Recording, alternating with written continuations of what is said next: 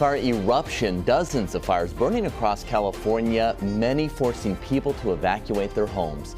Of course, we're keeping an eye on several fires right here in our region, including the Aero Fire in Calaveras County, now burning over 5,000 acres. Good afternoon, I'm Dominic Garcia. A red flag warning for our region just came to an end, but the fire concern does continue. In the latest update, CAL FIRE reports the Aero Fire about 20% contained. Since yesterday, it has burned more than 5,400 acres, sparking several evacuations. So here's what the Aero Fire looks like right now. A lot of smoke. This is in Calaveras County.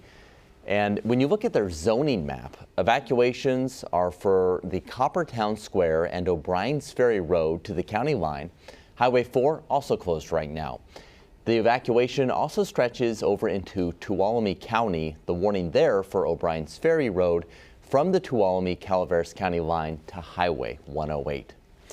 Your reporter Rachel Wolf is at the Jenny Lind Veterans Memorial Hall in Valley Springs talking with people forced to take shelter. Rachel, I can't even imagine what that must be.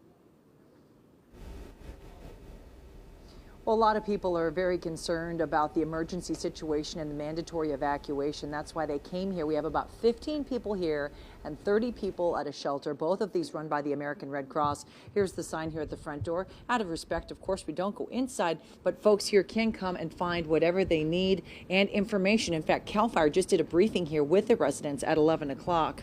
Now, tankers tackled the Aero Fire from above while hand crews battled tough terrain below. Crews were hard at it overnight, backburning the areas around Highway 4 by Copperopolis and Rock Creek Road to protect homes and ranches after that fire jumped the highway. 3 structures were destroyed and a firefighter suffered minor injuries. Many who live in the remote area asked to leave. We caught up with one senior who didn't want to chance it. She got out with her dog, Jack. Evacuated as soon as I found out it was necessary because I remember the Paradise Fire. People waited too long or didn't have enough notice, or the fire was too fast. So my daughter said, "Mom, go when you can, because if it gets crowded, you might not be able to get out." She is absolutely right. We don't like telling those stories, so I'm glad she heeded the warnings. Okay, here are the shelters. The shelter where I'm at, which is in Valley Springs. The San Joaquin Valley Fairgrounds also is a shelter. Mark Twain Elementary School and Angels Camp is a shelter. And, you know, one of the things that's nice about this is that you can have your animals here, okay? So there is a container that's right over there, that green container, that's really close to this building. And the animals that evacuate with their owners can be here. Coming up at 4 o'clock, we'll talk about the state law that took effect this year that provides that will happen for all those people who have to wait it out until they can return to their homes. Well, and in that area, a lot of people probably do have animals they got to get out of there. So thanks for giving us a look at that, Rachel. We appreciate it.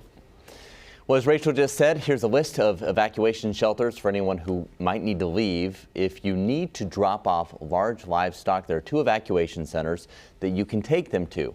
One is at the Calaveras County Fairgrounds, the other at the Veterans Memorial Hall. Again, that's in Valley Springs.